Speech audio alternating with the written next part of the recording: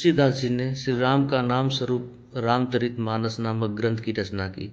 श्री राम प्रभु इस पृथ्वी पे अवतरित हुए, उन्होंने कुछ जीवों का उद्धार किया, लेकिन ये जो ग्रंथ है यह आज भी जीवों का जो है उद्धार करता रहता है।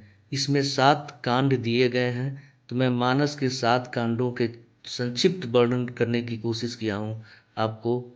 मुझे आशा है कि आप सातों कांड हैं: बाल कांड, अयोध्या कांड, अरण्य कांड, किष्किंधा कांड, सुंदर कांड, लंका कांड और उत्तर कांड।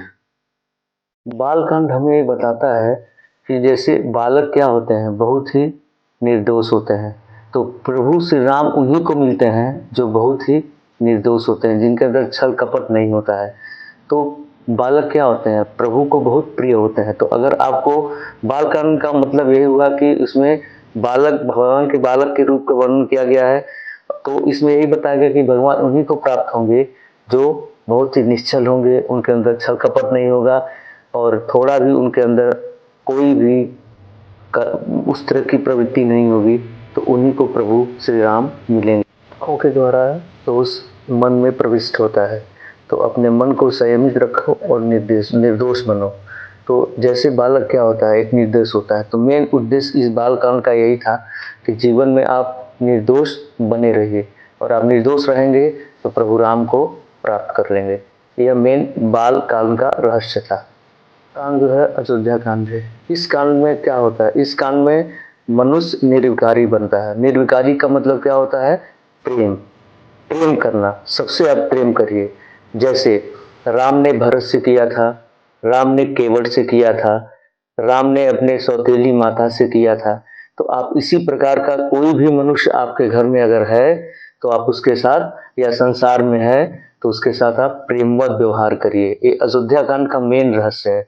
अयोध्या कांड हमें यही सिखाता है कि सबसे आप प्रेमवत व्यवहार रखिए। अगर प्रेमवत व्यवहार रखेंगे तो आपके घर में सुख शांति समृद्धि आएगी और साथ में आप प्रभु श्री राम को प्राप्त कर लेंगे। यह जो अयोध्या कांड का पाठ करता है उसका घर अयोध्या जैसा हो जाता है।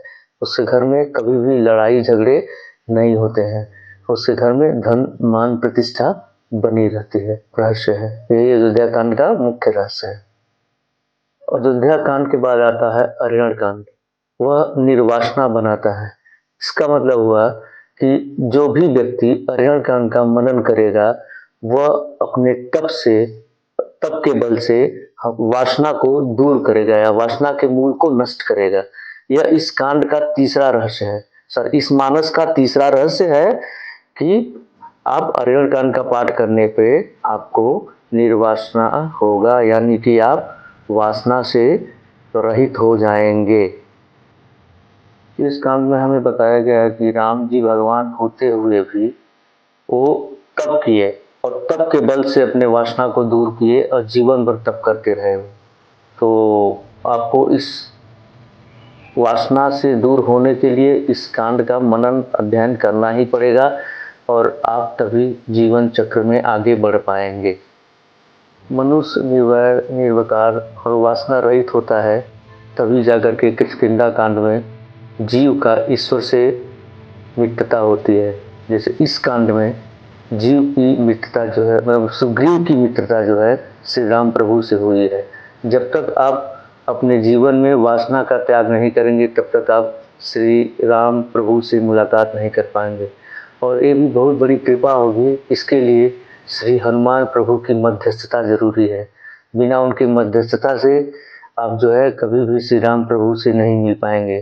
तो श्री राम प्रभु से मिलने के लिए आपको हनुमान जी की मध्यस्थता जरूरी होगी, और बिना उनके कृपा से आप श्री राम प्रभु से नहीं मिल पाएंगे। यह किष्किंधा कांड में प्रवर्णित है। किष्किंधा कांड के बाद आता है सुंदर कांड, जो वाकई सुंदर है, जिसमें प्रभु श्री हनुमान जी की पूरा लीलाओं का वर्णन है कि हनुमान जी कैसे जो है समुद्र को पार किए, फिर उन्होंने कैसे सुरसा का उद्धार किया, फिर लंका में कैसे प्रवेश किए, फिर पराशक्ति सीता जी से कैसे उनका दर्शन सीता जी का हुआ, और आगे बहुत सी कथाएं इसमें सम्मिलित है।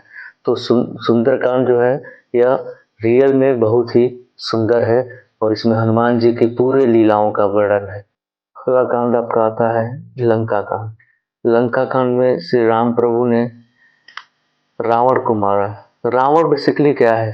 रावण जो है यह काल है, काम है, क्रोध है, उसका नष्ट किए श्री राम प्रभु ने। रावण का मारने का उद्देश्य बस ये था कि अपने जीवन से काम, क्रोध, लोभ सबको निकाल के बाहर करिए, तो आपके अंदर का जो रावण है वो मर जाएगा। और एक चीज मैंने देखा कि लंका को अगर आप उल्टे लिखेंगे तो लंका काल आएगा, और काल को जलाने वाले कौन है? हनुमान जी। तो हनुमान जी के बिना कभी वहाँ विजय प्राप्ति हो ही नहीं पाती।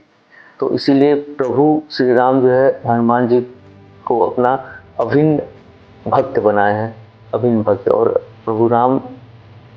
प्रभु हनुमान जो है श्री राम के गुणों का हमेशा गायन करते रहते हैं। और अगर आपको श्री राम के चरणों में जाना है तो उसकी मध्यस्थता कौन करेंगे? श्री प्रभु हनुमान जी।